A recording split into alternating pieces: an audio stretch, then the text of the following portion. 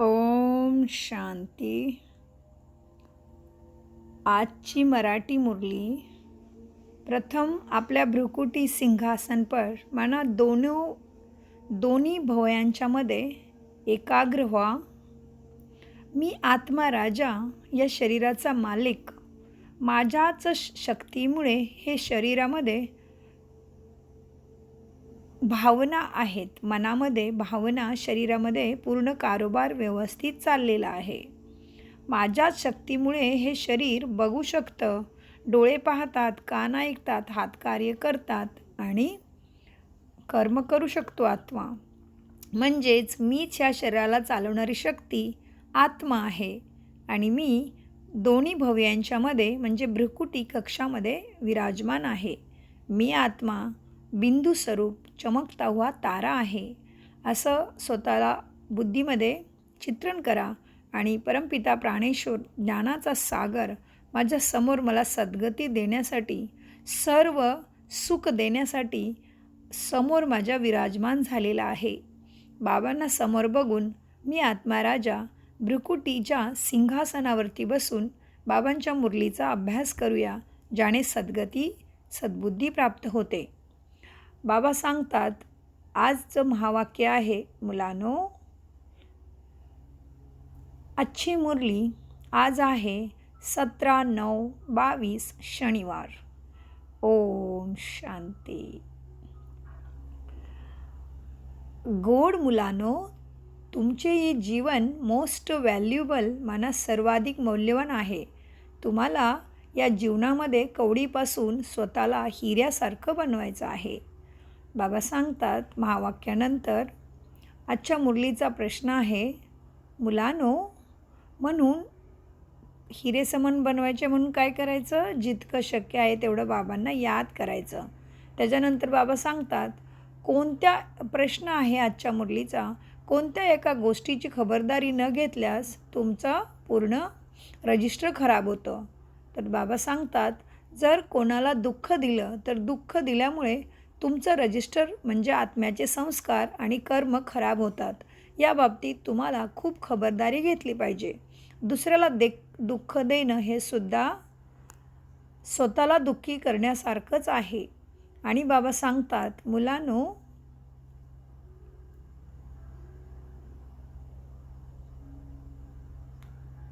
जेव्हा बाबा कधी कोणाला दुःख देत नाहीत, तर मुलांना देखील बाप समान बनायचं आहे. 21 जन्माचे राज्यभाग्य घेण्यासाठी एकतर तुम्हाला मनसा वाचा कर्मणामध्ये पवित्र बनायचं आहे आणि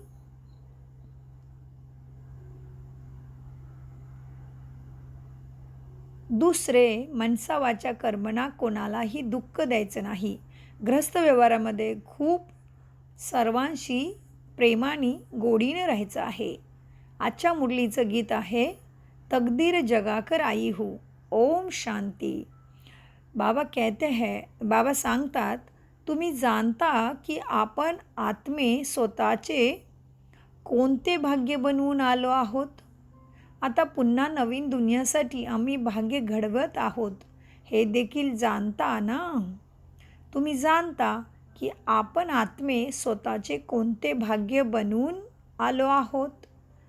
तर पुढे बाबा सांगतात, मुलांनो, आता पहा,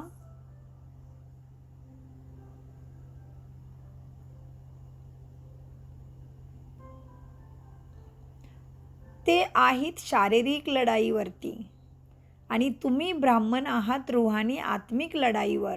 नवीन दुनियाचे मालक बनण्यासाठी, रावणावर विजय मिळवण्यासाठी तुम्ही हा काय करत आहे? बाबांना याद करण्याचा आत्मिक खेळ खेळत आहात. तर बाबा सांगतात, मिळवण्यासाठी तुम्ही लढाईवर आहात, म्हणजे स्वतःला आत्मा समजायचा आहे, देहभानामध्ये यायचं नाही. त्याच्यामुळेच तुमच्यामध्ये काम, क्रोध, लोभ, मोह, अहंकार येत राहतो. म्हणून बाबा सांगतात, बाबा या वेळेस तुमच्या समोर बसून समजवतात आहेत. जेव्हा बाबा समजवतात तर तुम्हाला खूप चांगलं वाटतं आणि बाहेर गेल्यावर कितीतरी पॉईंट्स विसरून जाता. तुम्ही कोमेजून जाता. बाबा आहेत तुम्हाला श्रीमत देणारे. त्याच्यावर ते तुम्हाला स्वतःलाच अभ्यास करून त्या स्वभावांना धारण करायचं आहे. तर बाबा सांगतात, नवीन दुनियेचे स्वराज्य देणारे बाबा म्हणजेच बाबा तुम्हाला रास्ता दाखवतात. सो अर्थात आत्मा म्हणते, आधी माझ्यामध्ये निर्गुण होते, गदाई होती, आता मला राजाई मिळत आहे. त्यांना गदाई का म्हणतात? गदाई म्हणजे काय? आत्मा विकारांच्या वाईट गुणांच्या संस्कारामध्ये असणं म्हणजे गदाई. तर बाबा सांगतात, गाढवाचे उदाहरण देतात ना, की गाढवाचा कितीही शृंगार करा तरी पण धोबी लोक त्यांना शृंगार करतात म्हणजे स्वच्छ धुतात, पण गाढवाला जेव्हा माती दिसते तेव्हा ते मातीतच लोळायला लागते. म्हणजेच आत्म्यावरती जेव्हा वाईट संस्कार असतात तेव्हा आत्मा स्वतःला वाईट कर्मापासून थांबवत नसते. हे झालं नाही पाहिजे, तेव्हाच भाग्य उजळेल. म्हणून बाबा सांगतात, तर इथे देखील बाबा आले आहेत मुलांना स्वराज्य देण्यासाठी, म्हणजे सुख शांती शक्तीचं राज्य देण्यासाठी. तुमचा बाबा शृंगार करतात, परंतु मुले चालता चालता मायारूपी धुळीमध्ये पडून सगळं सिंगार आत्मामध्ये आलेले गुण परत खराब करतात, म्हणजे आत्मभानामधून परत देहभानामध्येच येत राहतात. तर बाबा सांगतात, मुले स्वतः देखील समजतात की बाबा आमचा खूप चांगला शृंगार करतात, गुणवान बनवतात, परंतु मायासुद्धा अशी आहे की आम्हाला लोळवून आमचा शृंगार खराब करते. सर्व वाईट धूळ, सर्व वाईट सवयी आणि विकाराची धुळीमध्ये आत्मा परत परत काय होत असते? सत्य ज्ञानाला विसरत असते, बाबांना विसरत असते. बाबा सांगतात, मुलांनो, तुमची लढाई आहे खास तुमच्याच आतल्या कमजोरी बरोबर म्हणजे विकारासोबत. बाबा म्हणतात, कामविकार महाशत्रू आहे. कसा शत्रू बनला हे सुद्धा कोणालाच माहिती नाही. बाबांनी आम्हाला स्वराज्य दिले होते, हे सुद्धा तुम्ही सगळे विसरून गेले आहात, गमावले आहात. आता पुन्हा बाबा येऊन तुम्हाला विकारावरती विजय प्राप्त करण्याच्या किती चांगल्या चांगल्या मार्ग युक्त्या मुरलीमधून सांगतात. वास्तविकता तुमची लढाई काम महाशत्रूसोबत आहे. म्हणूनसाठी आता प्राणेश्वर बाबा तुम्हाला सांगतात की मुलांनो, काय करायला पाहिजे? तर आता कामापासून निष्कामी बना. निष्कामी अर्थात कोणतीही कामना नाही, ज्यामध्ये कोणताही विकार नाही, त्यालाच निष्कामी म्हणतात. म्हणजेच निरपेक्ष भावनेने कार्य करत राहणं, निस्वार्थी बनणं. त्याच्यानंतर बाबा सांगतात आजच्या मुरलीमधून, बाबा कामविकारावर विजय मिळवून देतात. कोणालाही माहीत नाही की रावण राज्य केव्हापासून सुरू झाले. जगन्नाथाच्या मंदिरामध्ये देवतांची घाणेरडी चित्र लावलेली आहेत, पण ही चित्र अशी का बनवली ते सुद्धा कोणाला माहीत नाही. देवतांची घाणेरडी चित्र म्हणजे ज्याच्यावरती वस्त्र नाही आहेत देवतांच्या चित्रावरती जगन्नाथाच्या मंदिरामध्ये. तर बाबा सांगतात, यावरून सिद्ध होते की देवता वाम मार्गात गेल्याने मनुष्य कामी बनतात. आता तुम्ही कामी मनुष्यापासून निष्कामी देवता बनत आहात. तुमचे युद्ध निराळे आहे. दुनियेचे युद्ध तर बॉम्ब्स आणि अवजारांचं असतं. तुमचं युद्ध हे मनबुद्धीला शुद्ध करण्यासाठी आहे. मनबुद्धीमध्ये विकारांचा धूळ काढून मनबुद्धीमध्ये आत्म्याचे गुण धारण करण्याचं युद्ध आहे. म्हणजेच तुम्हाला मनामध्ये संस्कारामध्ये शांती, सुख, पवित्रता, प्रेम, आनंद, शक्तिमय, पॉझिटिव्ह, सकारात्मकता आणायची आहे. आळस्य नाही. प्रत्येक गोष्टीला वेळेमध्ये पूर्ण करायचं, म्हणजे जिथे विधी असते तिथं सिद्धी असतेच, असं बाबांना सांगायचं आहे आजच्या मुरलीमधून. म्हणून बाबा सांगतात, तुमचं युद्ध वेगळं आहे. बाबा छीची दुनियापासून तुम्हाला वैराग्य मिळवून देतात. छीची म्हणजे इथे काही करा तुम्हाला दुःखच मिळणार आहे. बाबा सांगतात हे छीची दुनियामधून बाबा तुम्हाला वैराग्य प्राप्त करून देतात. हे आहे विषय वेतरणी नदी. तुमचे हे जीवन खूप मौल्यवान आहे. यामध्ये कवडीपासून हिऱ्यासारखे बनायचे आहे, म्हणजेच मनुष्यापासून तुम्हाला देवता समान बनायचं आहे. अशी सारी बुद्धीची गोष्ट आहे सर्व बुद्धीची गोष्ट. बघा एखाद्यामध्ये सहनशक्ती असते तर त्याला म्हणतात ना की ती देवासारखं आहे. म्हणजे माणसामध्ये जेव्हा चांगले गुण आपण पाहतो तर सहजच मुखावाटे निघतं की किती देवासारखं आहे. तर बाबा तेच सांगतात की तुम्ही आता आसुरी गुणांना सोडा आणि दैवी गुणांना धारण करा आणि तेच करण्यासाठी मी आलेलो आहे. बाबा सांगतात तुम्हाला बाबाच्या आठवणीमध्ये राहायचं आहे. आजकाल तर मारण्यासाठी अनेक बॉम्ब्स बनवले आहेत. माणसानी तर कोणताही गुन्हा केलेला नाही. आधी तर मात्र असं होत नव्हतं. आधी तर मात्र लढाई नेहमी शहरांच्या बाहेर व्हायची आणि लढाई संपल्यानंतर मग राजा शहरामध्ये किंवा लोकमस्तीमध्ये यायचा. पहिली लढाई तर मैदानामध्ये व्हायची. आता बघा काय केलेलं आहे. जिथे पाहावे तिथे बॉम्ब्स टाकून देतात. मुलांना आता तुम्ही मुलं परमपिताच्या छत्रछायाखालीमध्ये आहेत, ज्ञान अभ्यास करणारे. म्हणूनसाठी तुम्ही कुठेही जाताना बाबाच्या आठवणीमध्ये राहून जायचं आहे. म्हणजे शरीर चालत राहील पण मनबुद्धी बाबाच्या यादमध्ये असायला पाहिजे. आणि तुम्हाला इतरांनाही आठवण करून द्यायचं आहे की परमपित्याच्या यादमध्ये आपल्या मनाला ठेवा. तुमच्या तर शाखासुद्धा खूप उघडत राहतील. दान तुम्हाला कशाचं करायचं आहे हे देखील तुम्हा मुलांना समजलं आहे की हे तुम्हाला दान करायचं आहे अविनाशी ज्ञानरत्नांचं. तुम्हाला जे छत्रछाया प्राप्त झाली ती सर्व आत्म्यांना प्राप्त व्हावी म्हणून सर्वांना हे ज्ञान तुम्हाला सत्य ज्ञान द्यायचं आहे. हे सर्वश्रेष्ठ दान तुम्हाला करायचं आहे. बाबा सांगतात हे उत्तम ते उत्तम दान आहे. अविनाशी ज्ञानरत्नांचे घराघरामध्ये तुम्ही हे हॉस्पिटल उघडा, बाबांची पाठशाला उघडा. म्हणजेच बाबांना समजवण्याचा कोर्स करू शकता. तुमच्या हॉस्पिटलमध्ये बघा तुमचं हे हॉस्पिटल आहे हे वेगळं आहे. तुमच्या हॉस्पिटलमध्ये औषधांची वगैरे काहीसुद्धा नाहीत. फक्त तिथे मिळतो परमपिता परमात्माचा परिचय तुम्हाला त्या हॉस्पिटलमध्ये द्यायचा आहे. म्हणजेच आत्मा परमात्माची ओळख घालून द्यायची आहे. तर बाबा सांगतात मुलांनो उठता बसता बाबांची आठवण करा. असे नाही की आठवण एक जागी बसूनच करायचे आहे, तसं नाही. असं पण नाही की काम सोडून सगळं इथे बसायचं आहे, तसं नाही.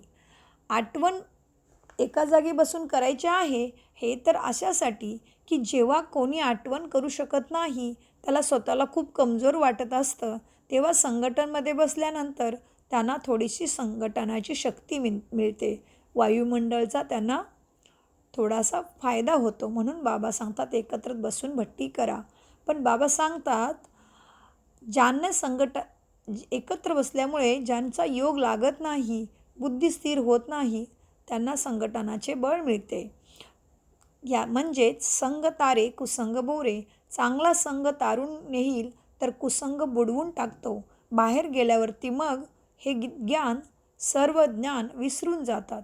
बाबांनी किती वेळा समजवलेलं आहे. बाबा सांगतात मुलांनो बघा तुम्हाला काय करायचं आहे.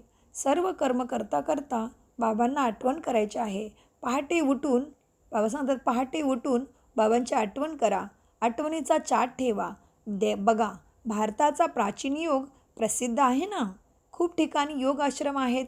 ते सर्वजण काय शिकवतात? हठयोग शिकवतात. त्यांनी काही फायदाही झाला नाही. नाहीतर द्वापारयुगापासून जे तुम्ही आता ऋषीमुनी खूप सगळे संस्था चालल्यात त्यांनी जर सत्यसुखाचा मार्ग जर दाखवला असता तर आत्तापर्यंतचे दुःख वाढलेलं आहे ते वाढलं नसतं. तर बाबा सांगतात हठयोगाने काही फायदा झालेला नाही. राजयोग मनुष्याला शिकवू शकत नाही. तो तर परमपिता परमात्माच शिकवतो. म्हणजे मनबुद्धीचा प्रथम राजा बनणं आणि त्याच्याद्वारे चांगले कर्म करतो आणि कर्मामुळे आपलं काय होतं आपल्याला कर्माचं फळ म्हणजे सद्गती सद्बुद्धी म्हणजे सुखाची दुनिया प्राप्त होते. आणि आत्तासुद्धा बाबा असल्या दुःखामध्ये सुद्धा परमात्माची छत्रछाया आपल्याबरोबर आहे त्याची सदोदित भासना होते. म्हणूनसाठी बाबा सांगतात इतर ठिकाणी जे योग शिकवले जातात तर हठयोग आहेत. त्याच्यामधून प्राप्ती काहीच नाही झाली. राजयोग तर मनुष्य शिकवू शकत नाही. ते तर फक्त परमपिता परमात्मा शिकवतो. बाबा सांगतात भारताचा प्राचीन योग शिकवण्यासाठी परदेशामध्ये जातात. परंतु ती सर्व आहे भारताचा प्राचीन योग शिकवण्यासाठी परदेशामध्ये जातात, परंतु ती सर्व आहे फसवणूक.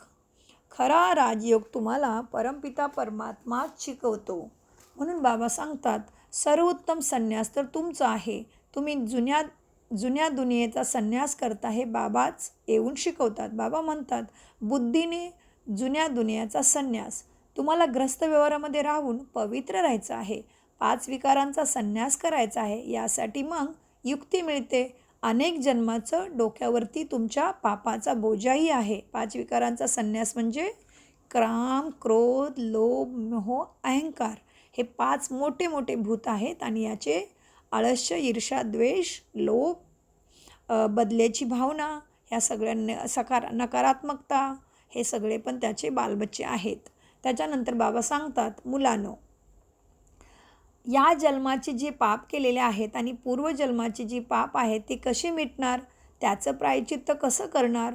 म्हणून बाबा सांगतात, मुलांनो, कल्पकल्प तुम्हा मुलांना मी समजवतो की बाबांची आठवण करा आणि बुद्धीमध्ये स्वदर्शन चक्र फिरवा की आम्ही आता कलियुगामध्ये कसं बनलो, आम्ही सतयुगामध्ये काय होतो, आम्ही आत्मा ज्योतीमध्ये काय गुण आहेत, मी कुठून आलो आणि आता कुठे जायचे आहे, का सर्वजण सद्बुद्धी सद्गती मागतायत, का सर्वजण त्या कुणाला म्हणतायत त्वमेव माता च पिता त्वमेव, कोण आहे पतित पावन.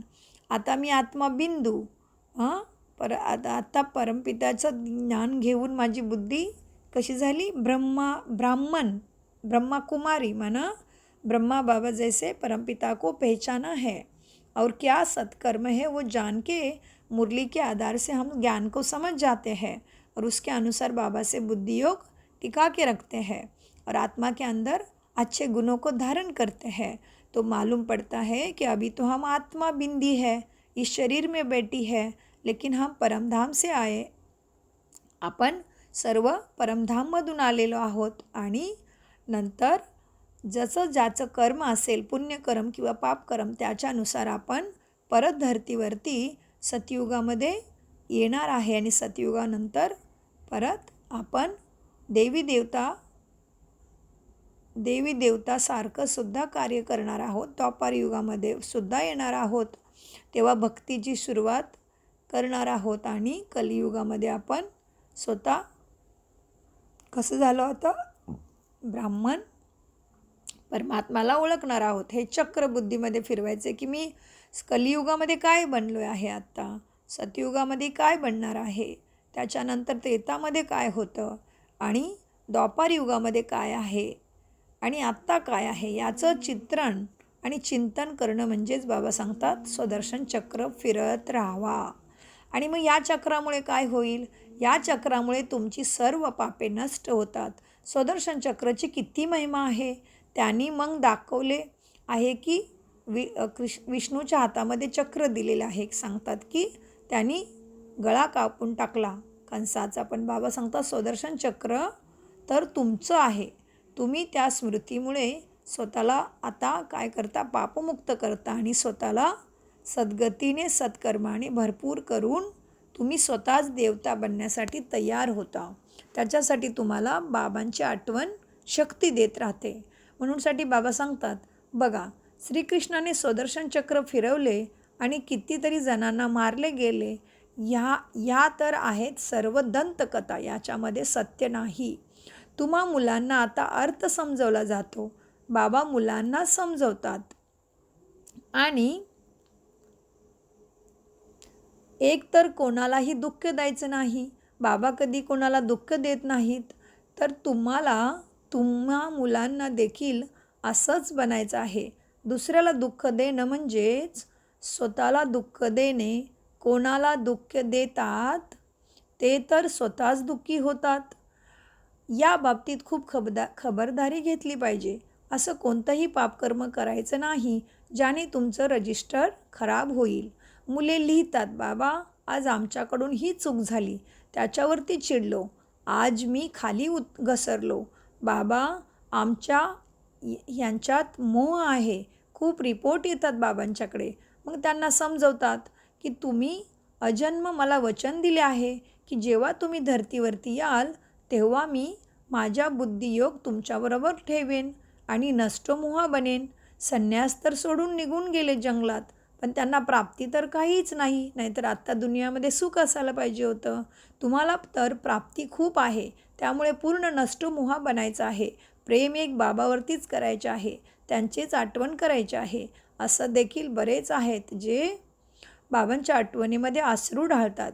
अशा बाबांच्यापासून आम्ही दूर का आहोत?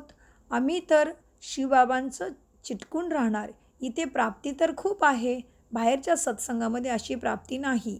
प्राप्ती तर काहीच नाही बाहेर. ते असेच कोणाला समजवत नाहीत की काम महाशत्रू आहे. बाहेर बाबा सांगतात की बाहेर तुम्हाला कोणीही समजवत नाही की काम महाशत्रू आहे. बाबा मात्र इथं तुम्हाला सगळं समजवून सांगतात. त्याच्यानंतर बाबा म्हणतात, मुलांनो, बाहेर तुम्हाला कोणीच नाही सांगत की काम महाशत्रू आहे. मनुष्याला राजयोग शिकवू शकत नाही. कोणी राजा बनतं नाही हो.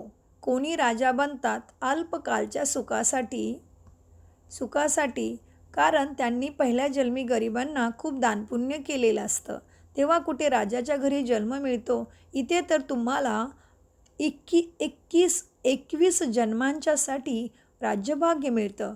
बाबा म्हणतात, म्हणूनसाठी तुम्हाला काय करायचं आहे? एकतर मनाने पवित्र बनायचं आहे, दुसरं मनसावाच्या कर्मना कोणाला दुःख द्यायचं नाही.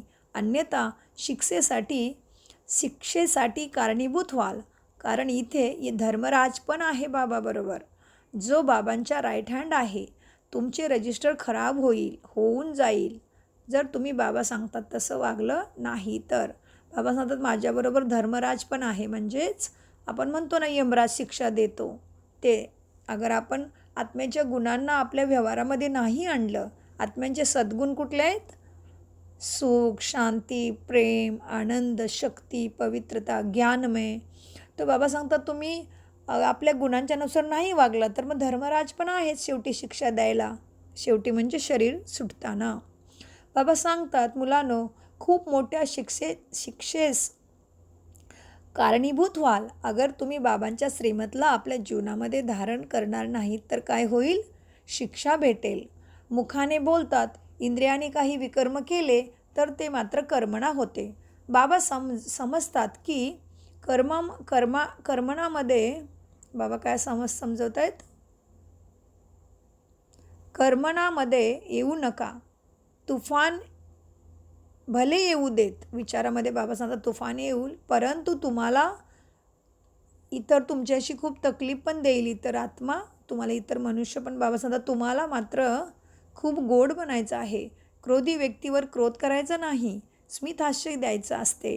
क्रोधामध्ये मनुष्य अपशब्द बोलतात तर समजतात यांच्यामध्ये क्रोधाचे भूत आलेलं आहे. जर एखादा क्रोध करत असेल तर बाबा सांगतात त्याला क्रोध नाही करायचा, स्मित हास्य द्या. आणि त्यावेळेला त्याला तुम्ही ज्ञान पण नाही समजू शकत, तर तुम्ही शांत राहा. ज्ञानाने समजवायचे असते. ग्रस्त व्यवहारमध्ये तुमची वागणूक खूप गोड असायला पाहिजे. अनेकांच्या बाबतीत असं म्हणतात देखील की पूर्वी यांच्यामध्ये खूप क्रोध होता, मग त्याच्यासाठी सुद्धा काहीतरी बोला. पवित्र बनणे तर चांगले आहे ना. इथे तर घरसुद्धा सोडले जात नाही. सर्वांसोबत खूप गोड बनून राहायचं आहे. एक बाबांची आठवण मनामध्ये करायची आहे, तर हे ज्ञान आठवणीत राहील आणि व्यवहारामध्ये सुद्धा येईल. बाबा सांगतात, मुलांनो, बाबा आहे रचेता, तुम आहे बाबांची रचना. तुम्हाला वारसा बाबांच्याकडूनच मिळतो. भावाला भावाकडून वारसा मिळत नाही, पिताकडूनच मिळतो ना. बघा, गातात सुद्धा आपण सर्व भाऊ आहोत, मग जरूर पिता देखील असणार ना. तर बाबा सांगतात पुढे, भाऊ पित्याशिवाय कसा असू शकतो? तर पिता असायला पाहिजे ना. आता म्हणतात ना हिंदू, मुस्लिम, सिख, ईसाई हम सब है भाई. तर बाबा सांगतात भाऊ आहेत तर तुम्हाला पिता पण असेल ना. तर कोण आहे तुमचा पिता? तर बाबा सांगतात, आता पहा, तुम्ही कसे भाऊ बहीण बनता आणि वारसा दादे म्हणजे आजोबाकडून मिळतो. मुखवंशावली झालात ना, मग गायले जाते ना, प्रजा का पिता. आता समजा इतकी सारी प्रजा आहे तर जरूर दत्तकच घेतील ना. कुखवंशावली असू शकत नाही. तुम्ही ब्राह्मण नंतर देवता बनता म्हणूनसाठी शिवबाबाने ब्रह्माच्या शरीरामध्ये येऊन त्याच्या तोंडातून, मुखातून, वाणीतून तुम्हाला हे ज्ञान दिलं आणि तुमचा जन्म झाला, म्हणजेच आत्मा आहे याची जाणीव झाली. म्हणून बाबा सांगतात की तुम्ही माझे सगळे मुखवंशावली आहात. कुख म्हणजे पोटातून तर इतक्या मुलांना जन्म देऊ शकत नाही आणि आपण पाहतो आता ब्रह्माकुमारी 140 देशामध्ये पोचलेली आहे. तर आपण हे समजवायचं आहे की काय चालली ही मोहीम. बाबा सांगतात तुम्ही ब्राह्मण नंतर देवता बनता. हा बाजोलीचा, कल्लोटीचा, उडीचा खेळ तुम्हीच खेळता. म्हणजे आत्ता तुम्ही ब्राह्मण आहे, त्याच्यानंतर तुम्हीच ब्राह्मण सो देवता बनणार आहात. म्हणजे सतयुगामध्ये तुम्हाला परत जन्मप्राप्ती होणार आहे आणि या भयंकर दुःखी कलियुगामध्ये सुद्धा तुम्हाला बाबांची छत्रछाया प्राप्त होणार आहे. बाबा सांगतात हे चक्र फिरत राहतं जसं दिवस आणि रात्रीचं. यांना नवीन रचना म्हटली जाते. तुम्हा मुलांचे भाग्य आता चांगले बनत आहे. तुम्ही नरापासून नारायण बनण्यासाठी आले आहात. हा आहे एम ऑब्जेक्ट. नर से नारायण बनना. लक्ष्मीनारायण बनत आहात ना, म्हणूनसाठी तुम्ही इथे बाबांच्या जवळ आले आहात. चित्र समोर ठेवले आहे. मग असे का म्हणतात की साक्षात्कार होईल तेव्हाच आम्ही मानणार. अरे बाबा समजवतात, अरे तुमचा पिता मरणार, मरण पावल्यावर त्याचे चित्र किंवा फोटो तर पाहाल ना, तेव्हा असे म्हणाल का की आता आम्हाला दिसत नाही तर आम्ही का मानू. ते जिवंत होऊन त्यांचा साक्षात्कार झाला तरच आम्ही मानणार असं तर म्हणत नाही ना स्वतःच्या पित्याला. तर बाबा सांगतात बाबांना पाहायचं असेल तर काय करा, नवधा भक्ती करा. नवधा भक्ती काय असते? नवधा भक्ती म्हणजे भजन, पूजन, अर्चन, कीर्तन, मनन, चिंतन, दास्य, सख्य, पादसेवन और नववी म्हणजे स्टेप आहे आत्मनिवेदन. मग बाबा सांगतात की कुठल्या काही मुलांचं जिद्द असते की बाबा तुम्ही मला साक्षात्कार नाही दिला, प्रत्यक्षता नाही दिली, तोपर्यंत मी कसा विश्वास ठेवू. तर बाबा सांगतात देतो साक्षात्कार, पण नवविधा भक्ती तर करा अगोदर. तर बाबा सांगतात तर बाबा ते साक्षात्कार पण करवतील, पण त्याच्या साक्षात्कारमधून फायदा काय. तुम्ही 1 सेकंद बघाल शक्तीला किंवा लाईटला, पण तुमच्या संस्कारामध्ये किंवा तुमच्या कर्मामध्ये तर फरक नाही होणार ना. म्हणूनसाठी बाबा सांगतात साक्षारामधून साक्षात्कारामधून फायदा काय. तुम्ही तर जाणता की अजून राजधानी स्थापन झालेली नाही. आता लढाई लागूच शकत नाही. कर्मातीत अवस्था अजून कुठे झाली आहे. आता तुम्ही पाहायला की गल्लीमध्येही आता तुम्ही पाहाल गल्लीमध्ये तुमची ब्रह्माकुमारी सेंटर्स किंवा पाठशाला म्हणजे रुहानी हॉस्पिटल, कॉलेजेस उघडतच जातील. बाबासुद्धा बुद्धीचे कुलूप उघडत जातील. ब्राह्मणांची वृद्धी होत जाईल. ब्राह्मणांनाच मग देवता बनायचं आहे. तुमच्यामध्ये सुद्धा ताकद येईल. आता भाषण ऐकून 1-2 निघतात आणि बाबांचं मूल बनतात. नंतर तर 50-100 असे एकत्र निघतील. पुरुषार्थ करायला लागतील. होणार तर आहेच हे. ग्रस्त व्यवहारामध्ये देखील तुम्हाला राहायचं आहे. हां, घर सोडायचं नाही. कोणी काढूनसुद्धा टाकतात घरातून ब्रह्मकुमारीमध्ये जातात म्हणून, परंतु यामध्ये पक्के नष्टोमोह झालं पाहिजे. त्यामुळे बाबा फिर शरण देखील खूप खबरदारीने देतात. शरण म्हणजे जे मुलं विचार करतात की आम्हाला संसारामध्ये वेळ वाया घालवायचा नाही आहे, या संसारामध्ये रिश्ते नाते काय पोरं बाळं लग्न विधी केलं तर काय आहे, हे दुःखच आहे ना शेवटी. असं काही आत्म्यांना असा विचार आला की ते आत्मे काय होतात, समर्पित व्हायला जातात ना बाबांच्या पाशी. म्हणजे संपूर्ण कलरफुल वस्त्रांचा त्याग करतात आणि परमेश्वराच्या सेवेमध्ये स्वतःला झोकून घेतात. तर त्याचं बाबा सांगतायत की बाबासुद्धा इथे शरणमध्ये घेतात, पण खूप खबरदारीने घेतात. नाही तर काय होईल, त्यांच्या घरचे येऊन इथे त्रास द्यायला लागतील, भांडण करतील. म्हणून बाबा सांगतात मुलांना तर खूप गोड स्वभावाचं बनायचं आहे. तुमचं ज्ञान खूप गुप्त आहे. मंत्र कानामध्ये सांगतात ना, तुम्ही देखील कोणाला सांगता शिवबाबाची आठवण करा. पुढे जाऊन फक्त सांगण्याने देखील काय होईल, सांगण्याने देखील बुद्धीला झटकन पटेल आणि लगेच पुरुषार्थ करायला लागतील. हळूहळू झाड हे तुमचं ब्राह्मण झाड वाढत जाईल. मुलांना खूप पुरुषार्थ करायचा आहे. आंधळ्यांची काठी तुम्हालाच बनायचं आहे. नंबरवार तुम्ही हे करत असता. सर्वजण एक समान पुरुषार्थ करत नाहीत. हो, सतयुगामध्ये सर्वजण पवित्र होतील. पवित्र म्हणजे काय? पवित्र म्हणजे असं व्रत की ज्याच्यामध्ये मनसा वाचा कर्मणा शुद्धी. असं नाही की वाणीने काय पण बोलायचं, मनामध्ये इतरांच्याबद्दल ईर्ष्या, द्वेष, लोभ ठेवायचा, बदल्याची भावना ठेवायची, क्रोध ठेवायचा. हे सगळं काय आहे? मन अपवित्र होणं आहे. वाणीने खराब शब्द बोलायचे. तर हे सगळं वाणी अपवित्र झाली. डोळ्यांनी नेहमी खराब गोष्टी बघायच्या.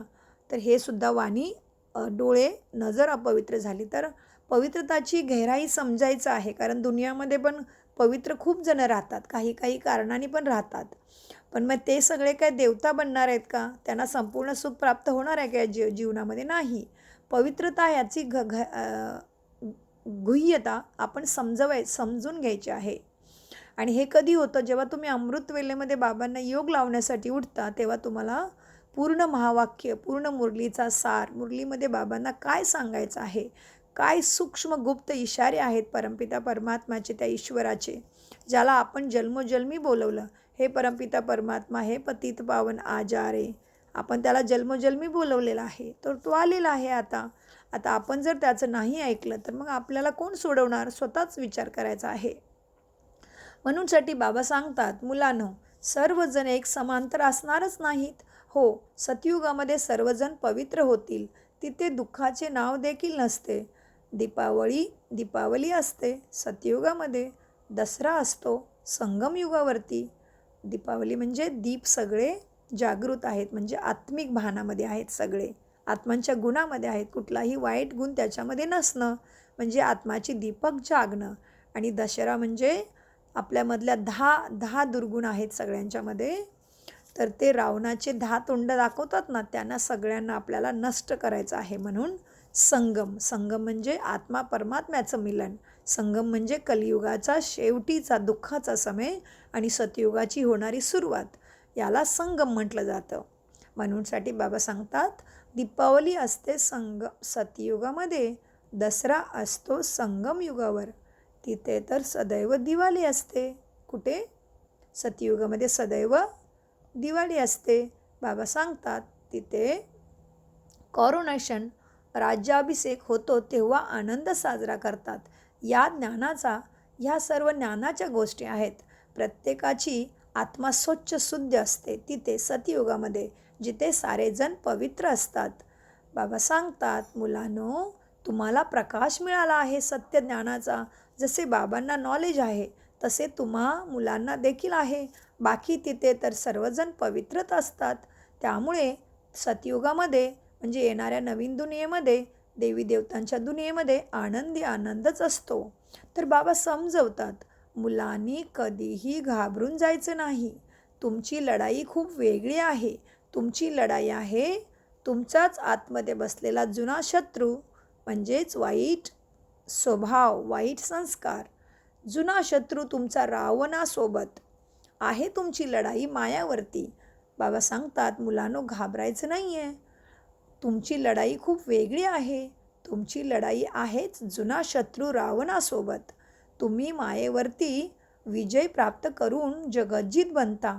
बघा, संसारामध्ये जे व्याप असतात, जिम्मेदारी असतात, त्रास असतो, संपत नाही कार्य, व्यवस्थित आराम नाही, भांडण तणतण, तुझं माझं हे सगळं चालतं. तर मोठी लोक म्हणतात ना, वयस्कर असतात आपले, ते काय म्हणतात, सिनियर सिटीजन, हे सगळं माया जाळ आहे. माया जाळ म्हणजे ज्याच्यामध्ये अडकणंच असतं. तर बाबा सांगतात, तुमची लढाई वेगळी आहे. तुमची लढाई इतरांसारखी बॉम्ब्स, बारूद किंवा तलवारीची लढाई नाही आहे. तुमची लढाई आहे तुमच्याच आतल्या कमजोरींना, वाईट विकारांना नष्ट करण्यासाठी. तर बाबा त्याला रावण आणि माया म्हणतात. तर बाबा सांगतात, मुलांनो, बाबा तुम्हाला विश्वाचे मालिक बनवत आहेत. बाहुबळाने कोणीही विश्वाचा मालक बनू शकत नाही. आता बाकी थोडा वेळ आहे. विनाश तर समोर उभा आहे. विनाश म्हणजे घाबरायचं नाही आहे. विनाश म्हणजे ज्याच्यामध्ये खूप वाईट वृत्ती आहे, वाईट स्वभाव आहे, वाईट संस्कार आहेत, ज्याच्यामध्ये सर्वांना दुःख देण्याची वृत्ती आहे, त्या स्वभावाला, त्या व्यक्तीला खूप त्रास होणार. इथे खूप तकलीफ मेंटली असेल, फिजिकली असेल, स्ट्रेस होईल, डिप्रेशन होईल, वेगवेगळे शरीराचे आजार होतील, अचानक मृत्यू होईल, असे प्रचंड दुःख येणं म्हणजेच विनाश. तर बाबा सांगतात आता बाकी थोडा भांडण तंटा असेल, सर्व काही असतानासुद्धा आनंद प्राप्त नाही होणार, मनामध्ये शांती नाही भेटणार मनुष्याला, त्यालाच विनाश म्हणतात. म्हणून बाबा सांगतात, मुलांनो आता बाकी थोडा वेळ आहे, विनाश समोर उभा आहे. कल्पापूर्वी प्रमाणे आपणही गुप्तरीतीने आता राजयोग शिकत आहात. किती बाबा सांगतात, काय सांगतात बाबा, किती गुप्त राजयोग आहे हा, किती गुप्त आहे तुमचा राजयोग.